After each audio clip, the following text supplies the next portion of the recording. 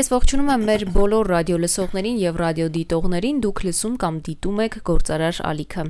Եթերում կիսալուսնի մայրամուտը հաղորդումն է, առաջին խոսափողի մոտ հաղորդման հեղինակ Տիրան Լոկմակյոսյանն է, իսկ երկրորդ խոսափողի մոտ ձեզ համար աշխատում եմ ես, Սաթենիկ Սախարյանս։ Բարև ձեզ, պարոն Լոկմակյոսյան։ Մեր այսօրվա զրույցը ես կուզեմ սկսենք Սիրիայում կատարված մեկ իրադարձությունից, Սիրիայի նոր իշխանությունները Պալմիրայում գտնվող ռազմական բազան հանձնեցին թուրքերին եւ դրանից հատկապես անհանգստացած է Իսրայելը եկեք հասկանանք նախ ինչու հանձնեցին եւ որ փաստն է հատկապես անհանգստացնում Իսրայելին ինչ է սպառնում նրան այս դեպքում երբ Թուրքիան ռազմականորեն ներկա է այդ տարածաշրջանում լինելու Մենք խոսել ենք արդեն դրա մասին, որ այսօրվա իշխանությունները Թուրքիայի դրածոներն են եւ Թուրքիայի օգնությամբ ու անել մեծ մասշտաբի օգնությամբ հասան իրենց նպատակին, որովհետեւ այդ վերջի հարցակում վերջի բادرազմի ժամանակ երբ որ վերջում Սիրիայի բանակը չկրվեց եւ Էսադը ստիպված լքեց երկիրը, այնպես չէ որ այդ մի քանի խմբավորումները կարող էին իսկապես Սիրիայի բանակը ծնկի բերեին եւ այդքան կարճ ժամանակաշրջանում այդ երկրի վերահսկողությունը իրենց ձեռքում վերցնեն, ոչ իհարկե, թե չէ այդպեսիներ վաղուց կանեին։ Այնտեղ Թուրքիայի օգնությունը կար, ամեն տեսակի օգնությունը եւ արդեն գիտենք հստակ եւ շատ բան է բարձ է, որ թուրքական բանակային ինչ որ բաներ ինչ ասեմ, որովհետև չափսը 100%-ով չգիտենք, միավորներ, ասենք, բանակային միավորներ այնտեղ գրվեցին, իհարկե ոչ որպես թուրքական զինվորներ, այլ որպես այդ տերորիստների խմբերի անդամներ եւ իհարկե նաեւ ուրիշ օգնություն էլ դրամատրեց Թուրքիան լոգիստիկ օգնություն օրինակ եւ այն եւ դրանով իրենք հասան այդ հաղթանակին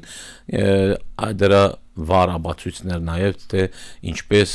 Թուրքիան միանգամից գնաց այցելության թուրքական բարձրաստիճան ղեկավարներ եւ շատ լավ ընդունվեցին իրենք եւ իրենց այդ տերորիստ նախագահը նաեւ այնտեղ հայտարարեց որ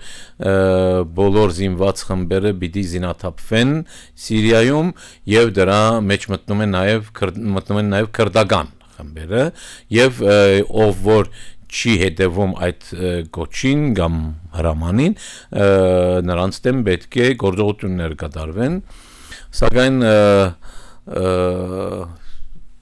դրան չհասավ այդտեղ իհարկե միջամտեց Ամերիկան քանի որ Ամերիկան այսօր կանգնած է այնտեղ որպես քրդերի պաշտպան իհարկե դա էլ դրանից չէ որ քրդերի սև աչքերին շատ է սիրում ինքը դրա համար է որ քրդերը իրենց պետք են որպես խաղակարդ վաղվա համար ինչպես որ իրենք պահել էին նաև այդ տերորիստական խմբերը լրիվ չէին ոչնչացնել որը արդեն շատ հեշտ գործ էր որովհետև ուժերը ջարդվեց նրանց որովհետև նրանք էլ իրենց գործը կատարեցին ավարտվեց այդ գործը դրա համար սկսեցին նրանց կոտորել թույլատրել սակայն միջուկ թողեցին այնտեղ վաղվա համար եւ դա օգտագործեցին հետո դրա համար այսօր քրդերին են բաղում այնտեղ ձեռի տակ որ վաղը կարող է օգտագործեն այստեղ կամ այնտեղ քանի որ արդեն այդ խոսույթը եղավ եւ երևաց որ Սիրիայի նոր վարչակազմը Թուրքիայի հլու պատակն է եւ Թուրքիայի խոսքով կարող է նաեւ քրդերի դեմ ինչ որ գործողություններ սկսի միանգամից միջամտեցինք եւ քրդերի եւ վարչագարքի նոր վարչագարքի միջև եւ միանգամից տեսանք որ քրդերի խմբակներից մեկի ղեկավարներից մեկը միանգամից իրենց հետ պայմանագիր կնքեցին եւ այլն եւ ախպերացան այսպես ասած որովհետեւ մի զարմանալիորեն որովհետեւ մինչեւ այդ իրար դեմ գրվում էին եւ այդ խնդիրը այդպես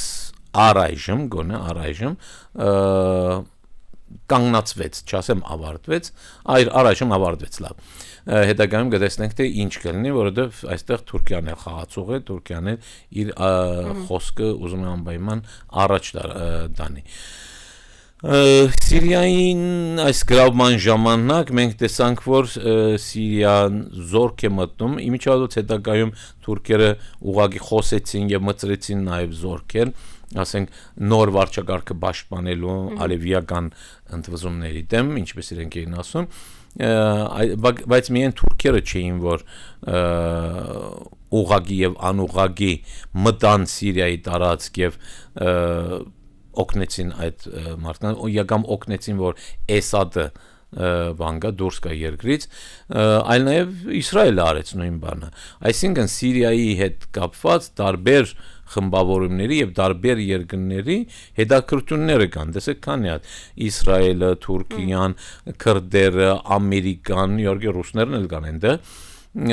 եւ նաև այդ խմբավորումները, այդ ռուսական խմբավորումները եւ այստեղ պետք է նաև նկատի ունենալ, թե այս ամեն մի խմբավորման հետևում ով է կանգնած, որովհետեւ այնպես չէ, որ ասենք մի 10, 100, 200 հոգի վեր են գնում, ասում են լավ, մենք զինվենք, մի հատ խումբ կազմենք, ասեն, ոչ, նրանք բոլորը գազմվում են ավելի վերևից եկող ուժերի կողմից եւ այդ զենքերով, բաներով եւ այլն նաև ֆինանսավորվում են, չէ՞։ Այնեն չէ, որ իրենք այդ զենքերը իրենց փողերով առնում են։ Ով է տալիս այդ զենքը եւ ով է այդ ծրագիրը կազմում, դա է կարեւորը։ Եվ տեսնում ենք, որ լիքը խմբավորումներ կան այստեղ, միայն Սիրիայի հետ հետաքրքրված։ Այո, Իսրայելն էլ իր հետաքրքրության ոլորտը ունի եւ նաեւ Իսրայելը մտավ Սիրիայի տարածքը, ոչ միայն Գոլանը, այս մինչեւ այսօր Գոլանը դգրավացին եւ հույս կար, որ մի օր պիտի թողնեն հետ գնան, ընդհակառակը մի բան էլ ավելի առաջ գնացին, ռմբագործեցին տարբեր բազաներ եւ այլն, եւ Իսրայելը արդեն իր համար բուֆերային զոնա է ստեղծած այնտեղ, եւ դուրը կարա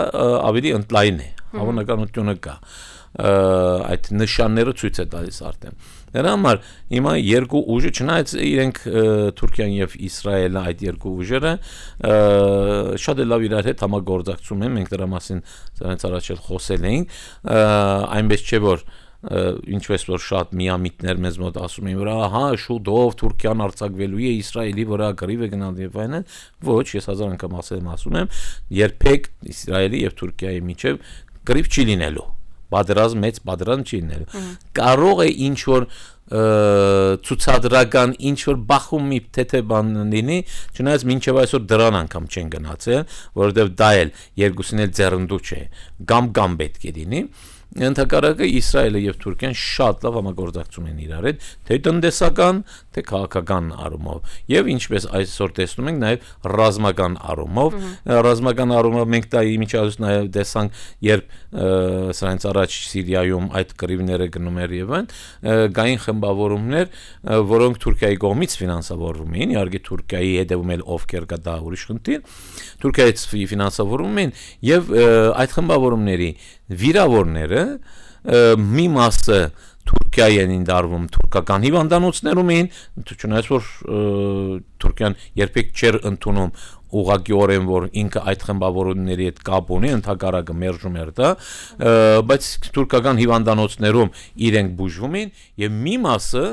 ով հրաշք բուժվում են նաեւ իսրայելական հիվանդանոցներում։ Հատուկ իսրայելցիք այդ վիրավորներին տանում էին, բուժում էին եւ այն եւ ով որ աբագինվում էր, ելի հետ էր բերվում, այսինքն Իսրայելը գապ ուներ եւ օգնում էր այդ terroristական գոչվող գազագերբություններին, զինյալ խմբավորումներին, որոնք իրականում իսլամիստ էին եւ ընդհանրապես իսլամիզմը բավականին շատ ուղղված է Իսրայելի դեմ, հրյաների դեմ։ Այդ ոնց է լինում, որ Իսրայելը օգնում էր իսլամիստական խմբավորումներին, որոնք իրականում իր դեմ են։ Սակայն երբ որ մենք ավելի խորը նայենք այդ պատկերին, կտեսնենք, որ անցյալում այդ խմբավորումները, Al-Qaeda եւ այնտեղոս Իսրայելի դեմ ոչ մի գծու խոսք չեն ասել եւ ոչ մի գործողություն էլ չեն արել։ Իրենց ամբողջ գործունեությունը քրիստոնյաների, ալևիների եւ այլն դեմ են, դուրզիների, բայց Իսրայելի դեմ ոչ մի գործողություն չեն արել։ Դա է դակիրը։ Այստեղ իհարկե բաները էլի կարելի է ասել մուսուլմանական խմբեր կամ իսլամական խմբեր, բաղեստինցիները եւ այլն, դա առանձին միջոց այնտեղ էլ ասելու շատ բան կա, ասենք Համասը ում կողմից հիմնադրվեց, ում շահերին է օգտին է գործողությունները կատարում եւ այլն, դա էլ շատ հետաքրքիր բան է, այսինքն եթե մենք sense ընդհանուրին նայենք միայն մակերեսային, լրիվ սխալ տեղեկություն կունենանք, ավելի խորը պետք է նայել այդ ամեն ինչին, պետք չէ նաեւ որ ասենք լավ Բաղեստինցի է, Բաղեստինը եւ Հրեան իրարու թշնամի են, ուրեմն Իսրայելը եւ Թուրքիան իրարու թշնամի են եւ այն ոչ, այն կապերը այնքան խճճված են, որ մեկ էլ տեսնում եք, որ ուրիշ ոլորտներում այդ թշնամի երևացող երկրները շատ լավ իրար հետ համագործակցում են եւ առաջ են գնում իհարկե իրենց գործունեությունների մեջը։ Եվ քանի որ Թուրքիան եւ այսօրվա իշխանությունները Սիրիայում համագործակցում են եւ ինչպես ասացինք Թուրքիայի օգնությամբ կատարվեց դա, ինչպես Ադրբեջանը Թուրքիայի օգնությամբ հաղթանակի հասավ եւ ոչ միայն Թուրքիայի իհարկե, նաեւ Հայաստանի իշխանությունների օգնությամբ հաղթանակի հասավ, այստեղ Թուրքիայի օգնության հաղթանակի եթե հասավ, ինքը նաեւ պետք է դրա դեմ ինչ որ վճարե, չէ՞։ Դա այդպես է։ Ու սա այդ վճարման գներից մեկն է։ Այսինքն Թուրքիան փաստորեն կամաց մտնում է Սիրիայի տարածք։ Այստեղ բարձ երևում է։ Թուրքիան մտնում է Սիրիայի տարածք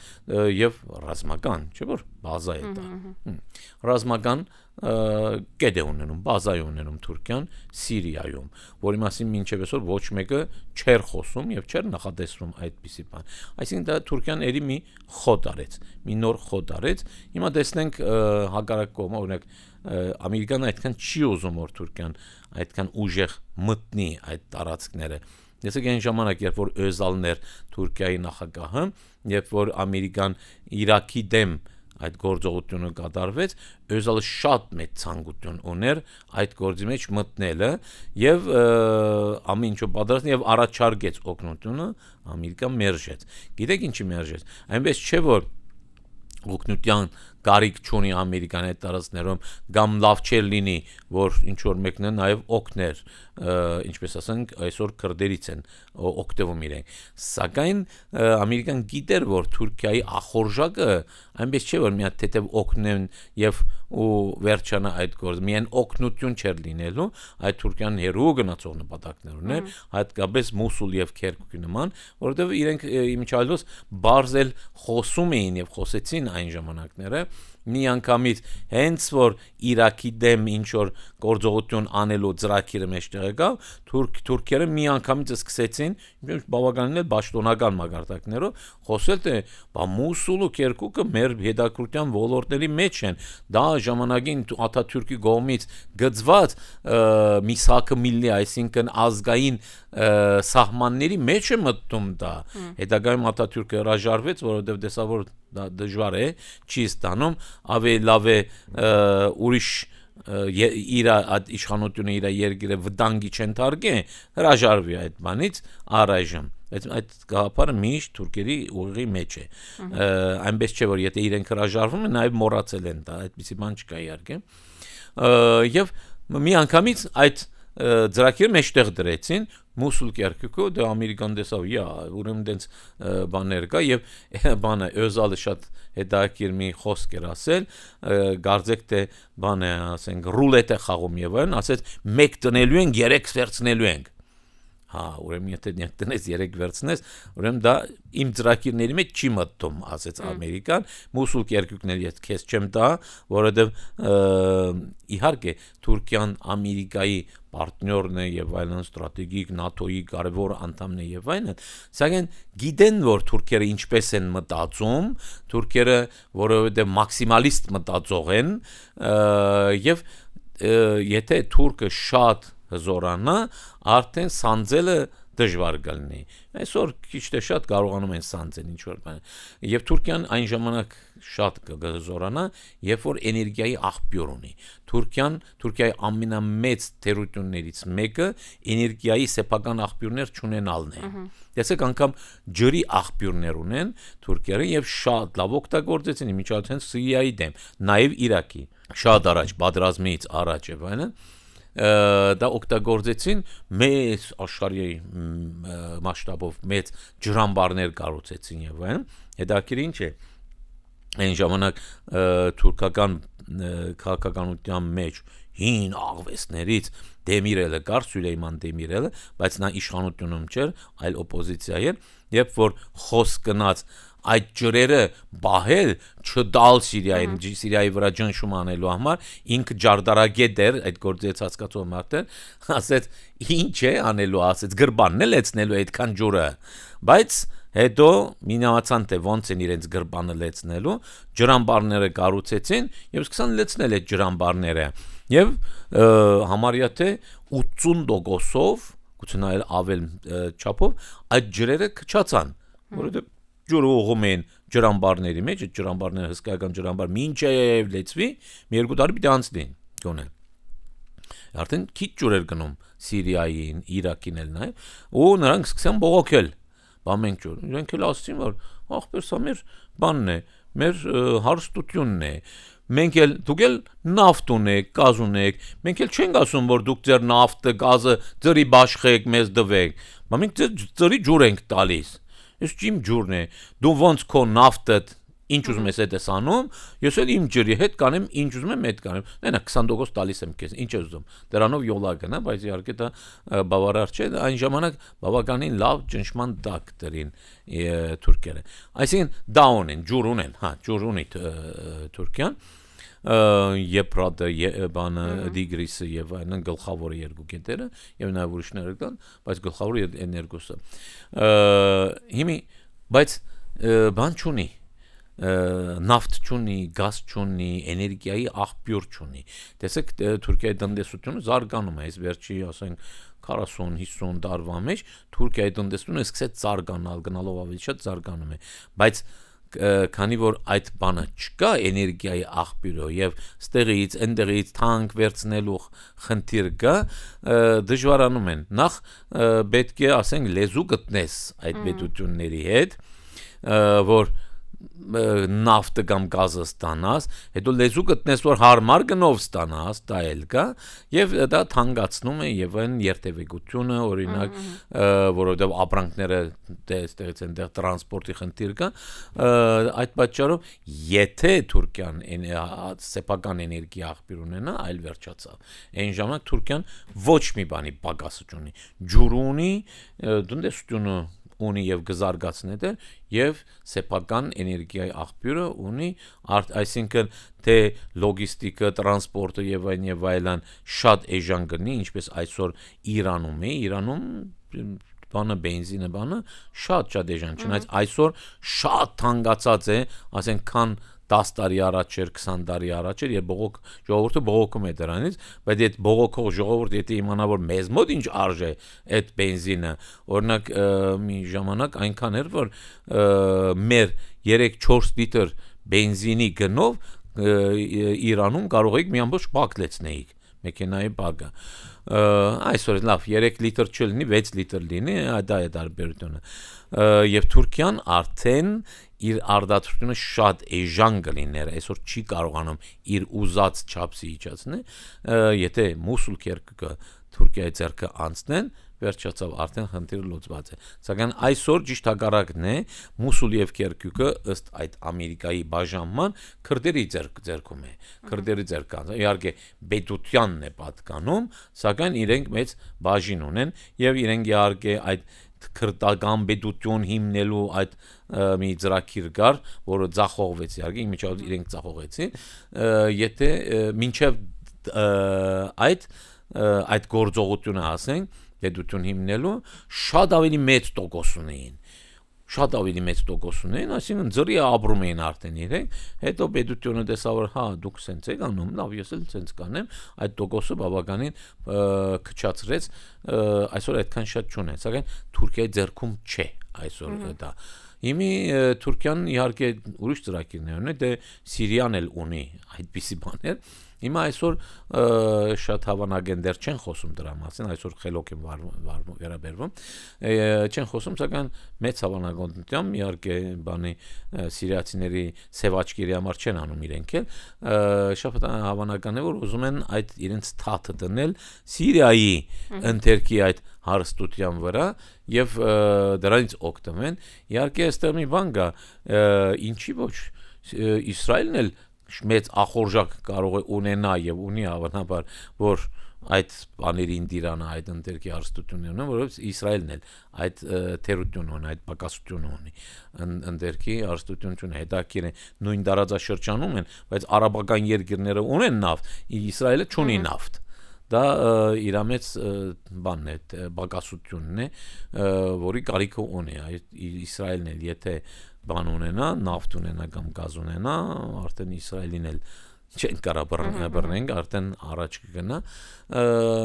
Կարող է միայն այդ խնդրում հակասություններ լինեն, սակայն ես կարծում եմ անգամ այդ խնդրում հակասություններ չեն լինի, ինչի, որովհետև թուրքերը եւ բաները, հրեաները եղբայրական ժողովուրդներ են։ Հիմա շատերը կզարմանան թե կամ իմ դեմ կխոսեն թե ինչ եղբայրական է, մարդ ինչ ես ասում է, իսկ ով են թուրքերը։ Թող մեկը ինձ պատասխան, ովքեր են թուրքերը։ Են օղուզները